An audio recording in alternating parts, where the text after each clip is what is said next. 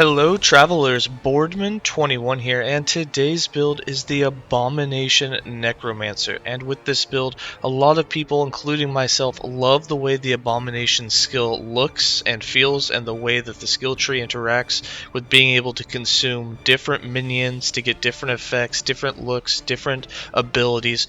But unfortunately, the main problem with it is the survivability is really low, that you have to sit channeling a skill while in combat, sacrificing the minions that are keeping you alive, and it makes it a very clunky and hard to use skill. Now, it does work in cases where you can summon all of the minions and then get your Abomination before you go into a fight. That works well, but once you're in a fight, it can be rather difficult to resummon him. So I wanted to create a build that wasn't focused around damage so much. It's more focused towards getting the Abomination with ease and not having to channel him, and letting him do the taunt, let him take on the battle and still do decent damage, while you get to just run around and when you need to, just hit a couple of buttons and he'll be resummoned. But at least it lets you focus more on just picking items up, looking through loot if you want, doing whatever you want, while your beast of an Abomination does all of the fighting for you.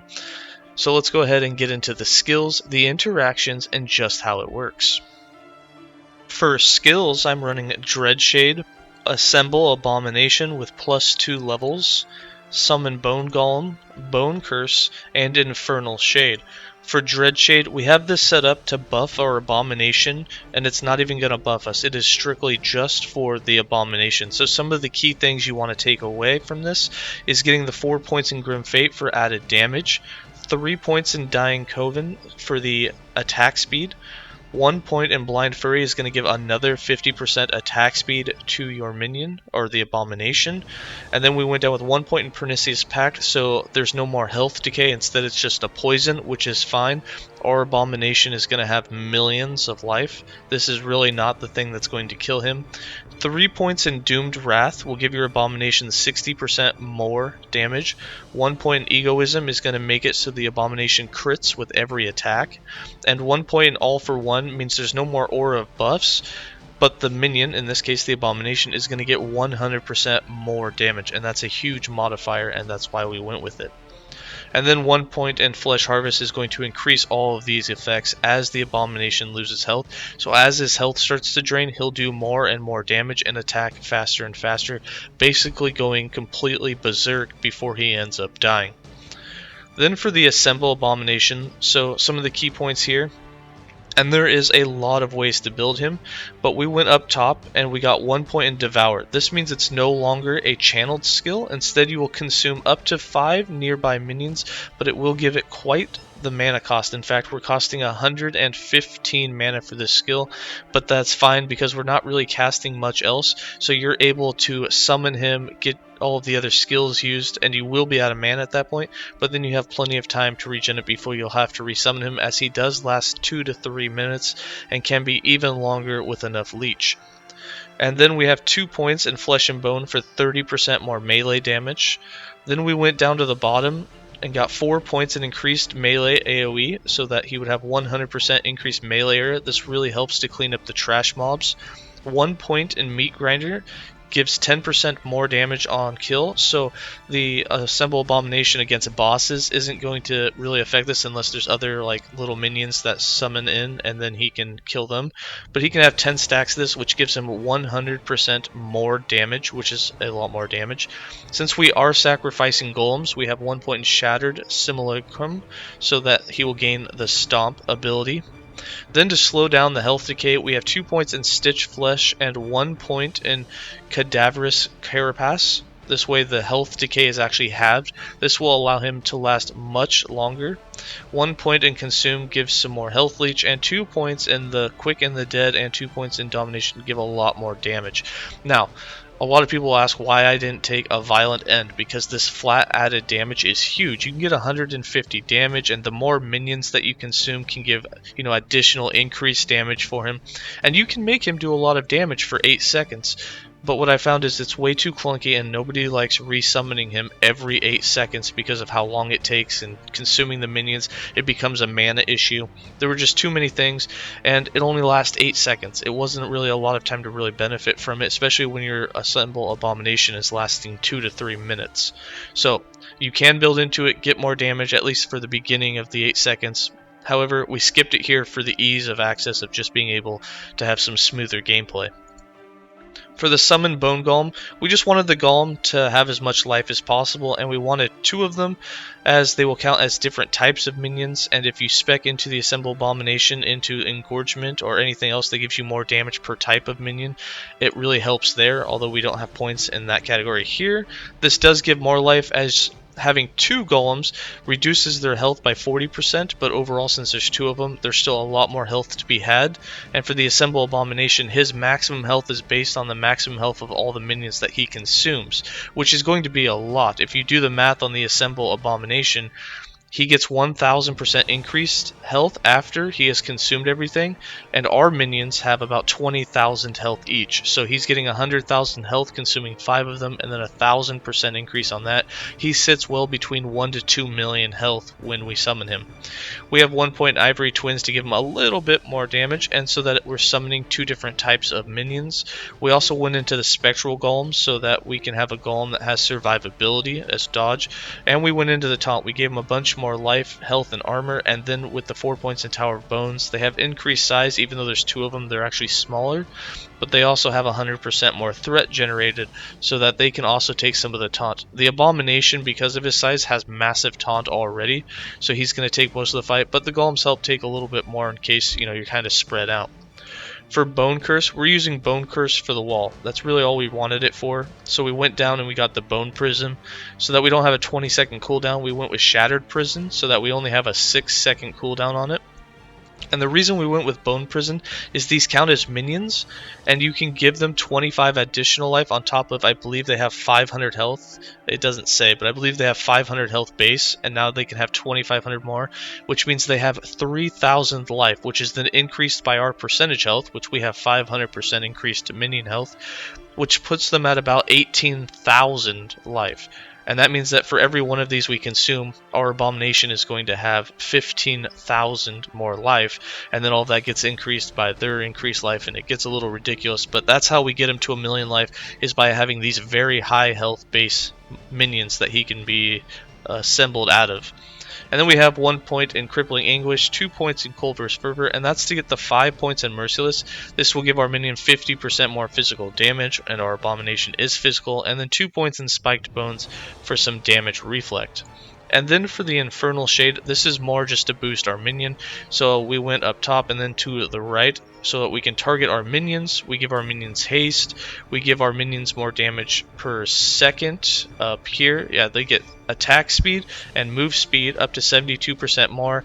The Infernal Shade itself gets more damage per second, and then we have an unlimited duration on minions. So you can see how we're going to get some good damage out of Infernal Shade. We're going to give our minions 72% more attack speed and move speed, which really makes your Assemble Abomination start zipping around after it's been on him for 6 seconds. And then on the left side, we just went into some more damage in area for the actual Infernal Shade itself, and 5 points in Ignition for the mana efficiency and to be able to cast it rather quickly. For passives, I have 21 points in the Acolyte base class with 8 points in Blood Aura, 5 points in Dark Rituals, and 8 points in Forbidden Knowledge. 11 points in the Lich with 8 points in Crippling Insight for all of that int, 2 points in Survival of the Cruel, and 1 point in Hollow Lich so that we won't accidentally leech any damage. And then 79 points in the Necromancer, our Mastered class, with 8 points in Elixir of Hunger, 8 points in Risen Army, 5 points in Grave Thorns, 1 point in Blood Armor, 10 points in Cursed Blood, 10 points in Mortal Tether, 4 points in Aegis Fall, 8 points in Unearthed Arms, 8 points in Tyrant, 5 points in Frantic Summons, 5 points in River of Bones, and 7 points in Heresy. And then for items, so for idols, we got 3 types of idols that I'm wearing. Basically, you just want health idols, so you can get hybrid 1x2s, the Acolyte has some hybrid 1x3s, and then I just have some necrotic resist to fill in a little bit of that. You can put anything that you want here. You can wear any idols that you want. You could do minion physical damage if you wanted. unlimited. You could do any sort of minion idols. I did health idols just to have our survivability be really, really high. There are a lot of uniques on this build. The only required uniques, like for the survivability and for us being low life as we are, is to have Insanguius and to have the last steps of the living. The rings are the ribbons of blood. We have these so that our Abomination will have added melee physical damage. He cannot be crit, so he'll take less damage, and he has increased leech. This also gives us increased health, which is really nice for our whole ward generation thing. And then for the weapon, we're using Pebbles Firmer. There's really a lot of weapons you could use, but this one gave a lot of minion melee damage, and it gave some added melee lightning damage, which really doesn't do much for us, but because it also gave int and some lightning resist, I went ahead and went with it. And then we have the death rattle. Because our Abomination will have 100% crit chance, we'll have Dreadshade active on him at all times. This is a huge critical strike multiplier that will definitely increase the damage they do by a lot. And then for crafted items, I'm just going to hover over them really quick, and you can pause the video, or the build planner will also be in the description when you link to the written guide on the forum. And then for the character sheet, you can see not running much for resistances. Probably could use a little physical, but just getting health in the ward generation was more of what we went for. No dodge, a little bit of armor. Our damages are still a little high because we have the River of Bones, and that's just because we've converted leech to health, or leech to damage at that 10 times ratio. That's why they're seeming a bit high, but we don't really do any damage ourselves. It's just the minion stats. And between passives and gear, we have over 700% minion health, which is huge, and this is going to help allow the Abomination to have over that 2 million life pool. I mean, you're gonna have millions of life on your Abomination. He's going to last for a really long time. And like you saw in the gameplay, he can face tank the entire fight of Abomination by himself. That's taking damage and having DK at the same time. And then for the skills and rotation, so all you do, I like to put Bone Curse on autocast, just so it's always going off. You're always going to have some walls and barriers. They're going to block projectiles coming in.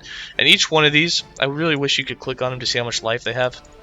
But they should have somewhere around about 3,000 to 4,000 health base, and then all of that's going to be increased by your percentage, which 700% increase of the 3,000 base is going to put them at about 25,000 health. And then we'll summon our golems whenever you need them, and then you just hit the Abomination button and you can move. You're not channeling it. It's going to absorb 5 things, and it's going to give it a massive amount of life. He has, I really wish you could click on it, he's got to have around 2 million life right now.